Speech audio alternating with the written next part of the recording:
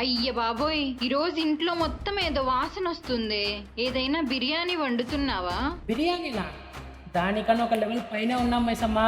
ఏంట్రా అంత బిల్డప్ ఇస్తున్నావు? ఇంతకీ ఏం చేస్తున్నావేంటి? రాయలసీమ వాళ్ళ గుండెల్లో స్పెషల్ ప్లేస్ ఉన్న ఉలవచారు. ఓ అదేనా? ఒక గిన్నె ఉల్వచారుంటే ఇంకో కూర అవసరమే ఉండదు. 2 ముద్దలు అన్నం ఆనందంగా తినేయొచ్చు.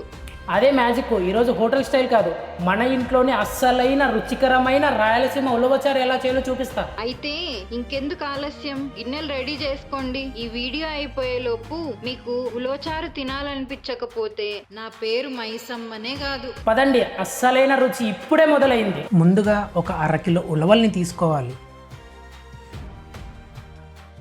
తర్వాత 1.5 లీటర్ నీళ్లు పోసి ఉలవల్ని బాగా కడగాలి. కడిగిన తర్వాత మళ్ళీ 1.5 లీటర్ తాజా నీరుని పోసి ఒక రాత్రంతా లేదా కనీసం 12 గంటల పాటైనా బాగా నానబెట్టాలి.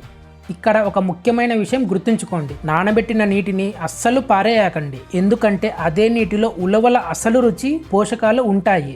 ఇప్పుడు 5 నుంచి 7 లీటర్ల ప్రెషర్ కుక్కర్ని తీసుకొని నానబెట్టిన ఉలవల్ని ఆ నీటితో సహా కుక్కర్లో వేసుకోవాలి. మీడియం ఫ్లేమ్లో ఒక విజిల్ వచ్చే వరకు అలా వదిలేయండి. ఒక విజిల్ వచ్చిన తర్వాత లో ఫ్లేమ్లోకి తగ్గించి సుమారు 1 గంట పాటు బాగా ఉడికించాలి.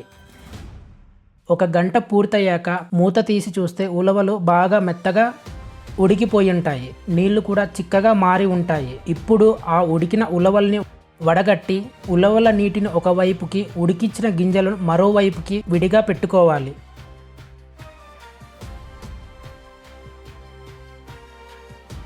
ఆ తరువాత 25 గ్రాముల చింతపండుని కొద్దిగా గోరువెచ్చని నీటిలో నానబెట్టి రసం తీసుకోవాలి.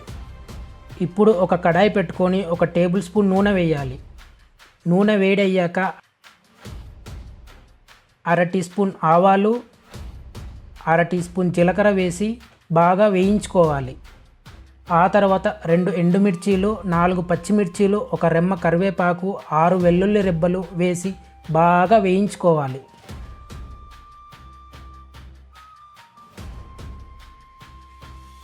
ఇవన్నీ బాగా వేగిన తర్వాత 1/2 టీ స్పూన్ పసుపును వేయాలి. ఇప్పుడు మనం పక్కన పెట్టుకున్న ఉలవల నీటిని ఇందులో పోసేయాలి.